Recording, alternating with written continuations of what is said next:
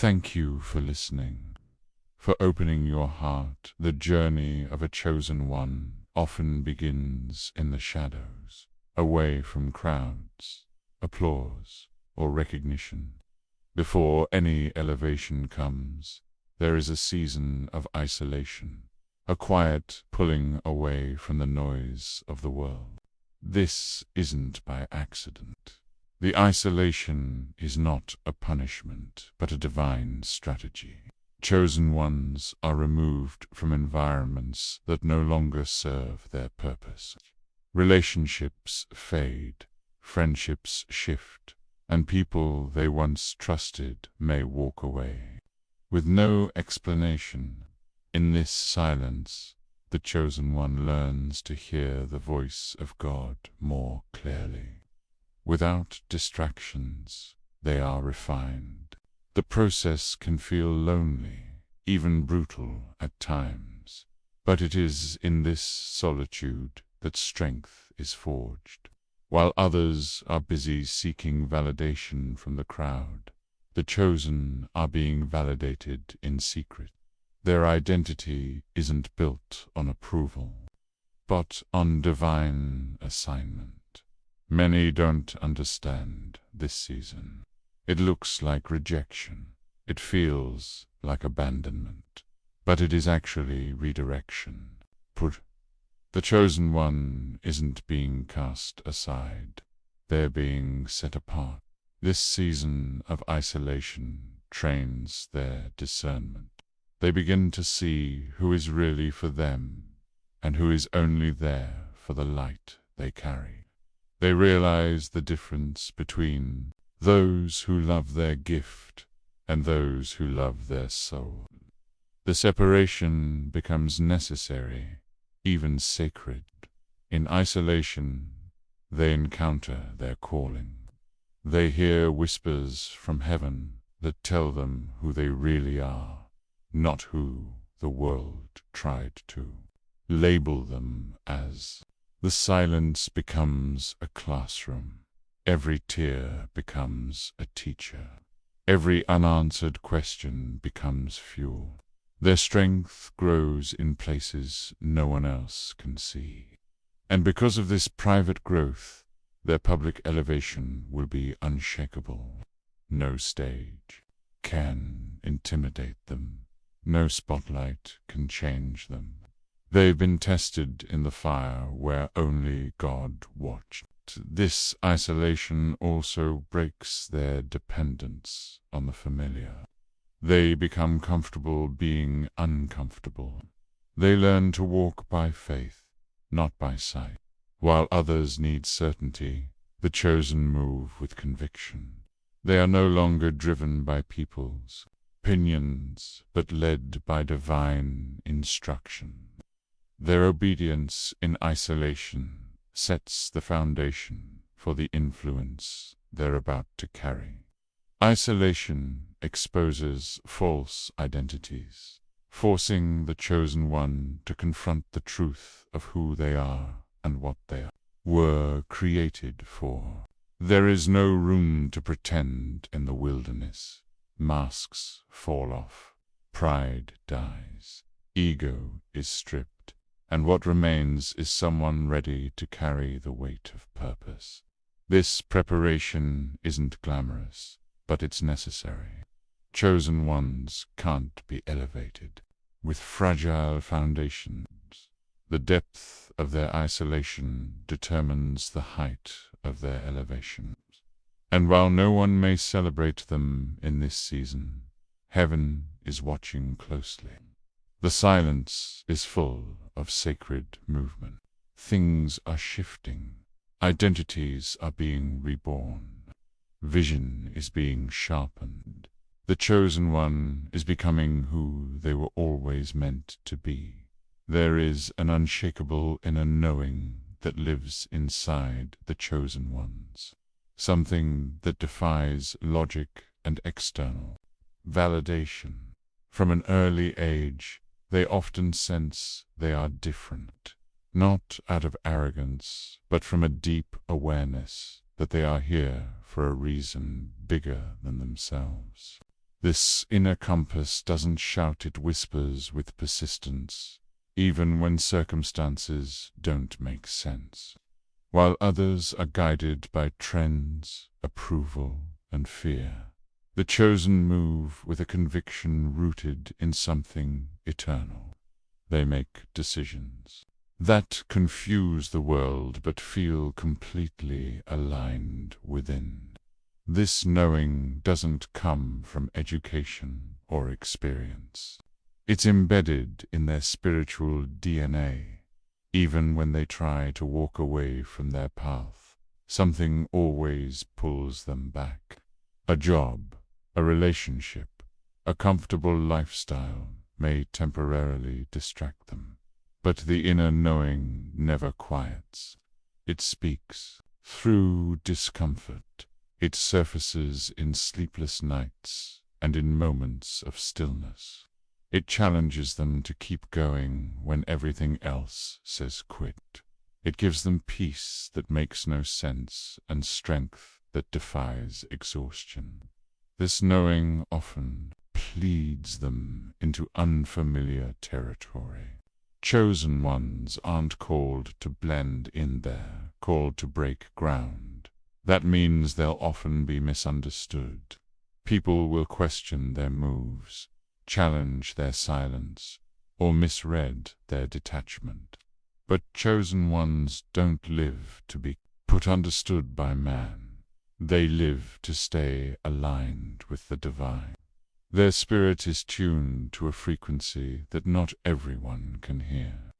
They walk through closed doors without panic because their knowing assures them another one will open. They face betrayal without vengeance because their knowing reminds them that purpose is never threatened by people. They take risks others avoid because their knowing doesn't come from fear. It comes from faith. This guidance isn't always clear in the moment. Sometimes it feels like walking through fog, but even in uncertainty, the chosen ones still step forward. They understand that obedience is more important than clarity. Their faith isn't based on evidence. It's based on revelation. The world calls them crazy until the results begin to manifest.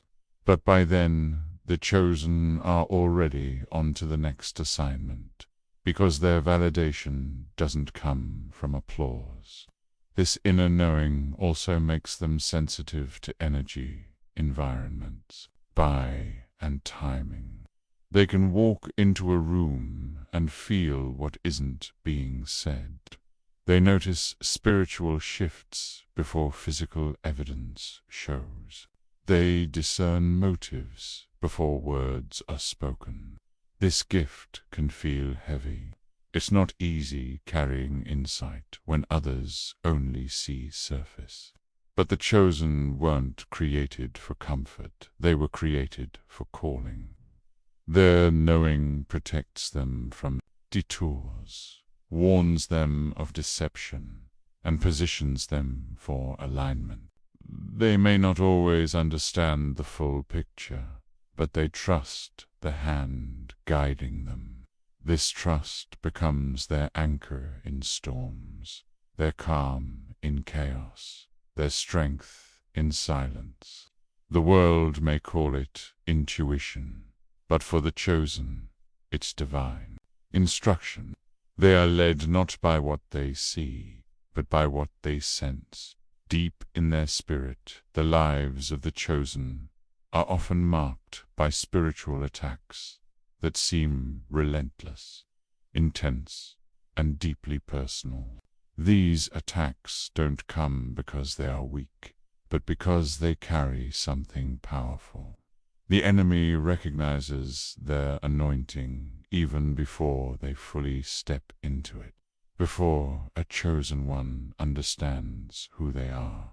Darkness already sees the threat they pose to its agenda. This is why chosen ones experience hardship early in life. The rejection, trauma, abandonment, and betrayal they face isn't random, it's strategic. The goal is to break their spirit before it awakens. The warfare they endure is often spiritual in nature, though it manifests through people, circumstances, and emotional battles. There's an invisible target on their back, not because of who they are now, but because of who they are becoming. Every chosen one carries a divine assignment, and with that assignment comes resistance. The spiritual realm understands the weight they're destined to carry, and so the attacks are designed to make them doubt their identity, question their worth, and delay their purpose. The enemy uses familiar faces, broken environments, and even their own thoughts against them. But despite the onslaught, the chosen ones don't fold. They may cry, fall, or feel defeated at times, but something in them refuses to stay down. Their spirit is built for warfare. They become resilient not by choice, but by necessity. Each battle refines them, teaches them discernment, and develops their spiritual authority. They learn to pray differently, to guard their peace fiercely, and to recognize the difference between divine tests and demonic traps. They become warriors clothed in wisdom. The attacks also serve a strange but divine purpose. They awaken the chosen one to their calling. Pain becomes the alarm clock that shakes them out of spiritual sleep. It forces them to seek answers, to cry out to God, to go deeper than surface-level living. The attacks break the illusion that comfort is the goal and replace it with a hunger for purpose. Chosen ones begin to realize that if the enemy is fighting them this hard, it must be because they carry something worth fearing. Their voice, their presence, their gifts are threats to darkness. And once they begin to see this, their perspective shifts. They stop asking, "Why me?" and begin declaring, "Because I'm chosen." The attacks don't stop, but their power diminishes. What used to shake them now sharpens them.